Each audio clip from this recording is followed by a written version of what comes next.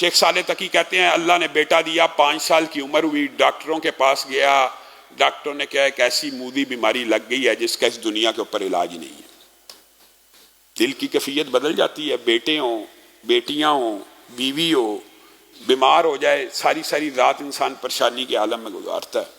وہ اپنی کیفیات بیان کرتے ہیں، میری تو دنیا کے سامنے اندھیر ہو گیا، اور میں اللہ کی بارگاہ میں گڑ گڑا کے دعائیں کرنے لگا، لیکن بچہ تھا، اس کا بخار اتر نہیں رہا، اس کی بیماری دور نہیں ہو رہی، اور ڈاکٹر نے جواب دے دیا کہ ایسی مودی بیماری ہے کہ فلاں فلاں فلاں جگہ ایسے ہوگا، گویا ناممکن ہے اس کا علاج۔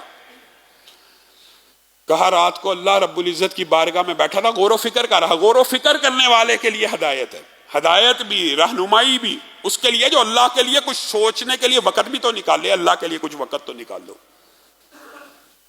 یہ رات کے دروس، یہ تراویاں، یہ قیام، ان میں بھی آیا کیجئے، اللہ کے لیے وقت نکالیے تو اللہ تعالیٰ اسباب کے ذریعے مدد فرماتے ہیں، اور ما فوق الاسباب بھی مدد فرماتے ہیں۔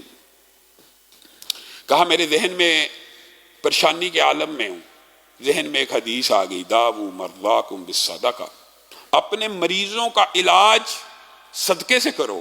سبحان اللہ، یہ رسول اللہ کا قول ہے۔ رسول اللہ صلی اللہ علیہ وسلم نے یہ کیوں نہیں کہا اپنے مریضوں کا علاج دوائی سے کرو، کیونکہ دوائی سے آپ اور میں کر رہے ہیں، وہ تو پہلے ہی ہو رہا ہے۔ دم سے کرو، وہ تو پہلے ہی ہو رہا ہے۔ تو جب بیماری نہ دوائی سے دور ہو رہی ہو، نہ دم سے دور ہو رہی ہو، نہ علاج معالجے کے عصری طریقوں سے دور ہو رہی ہو، پھر اپنے مریضوں کا علاج صدقے سے کرو۔ صالح تقی کہتے ہیں بس جیسے ہی حدیث دماغ میں فٹ بیٹھی، میں نے کہا ابھی انفاق فی سبیل اللہ کروں گا۔ جیب میں پیسے رکھے، گھر کا دروازہ کھولا، باہر نکلا، کوئی فقیر نظر نہیں آیا، کوئی مانگنے والا نظر نہیں آیا۔ ڈھونڈ رہا ہوں، کوئی بندہ نہیں مل رہا۔ رات کا پہر ہے اور دل بے چین ہو رہا ہے، اور مجھے ایسے لگ رہا ہے جیسے میں اپنی منزل کی طرف پہنچ چکا ہوں۔ واپس آ رہا ہوں مایوس ہو کے گھر کی طرف، تو ایک بلی بیٹھی ہے جو میاؤں میاؤں کر رہی ہے، اور مجھے محسوس ہوا کہ اس کو بھوک لگی۔ میں فوراً اپنے گھر کے اندر گیا، سبحان اللہ، فریج سے گوشت کا ٹکڑا اور دودھ نکالا، اس بلی کے آگے ڈال دیا۔ اس بلی نے اس گوشت کو کھایا، دودھ پیا۔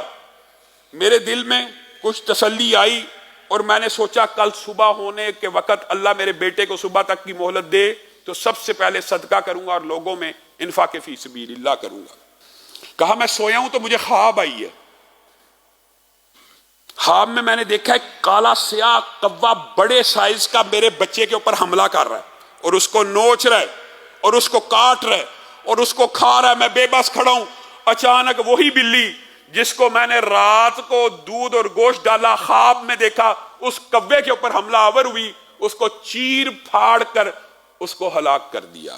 کہا آنکھ کھل گئی، آنکھ کھلی، بیٹے کے پاس گیا، بخار اتر چکا ہے، چند لمحوں میں بخار اتر چکا ہے۔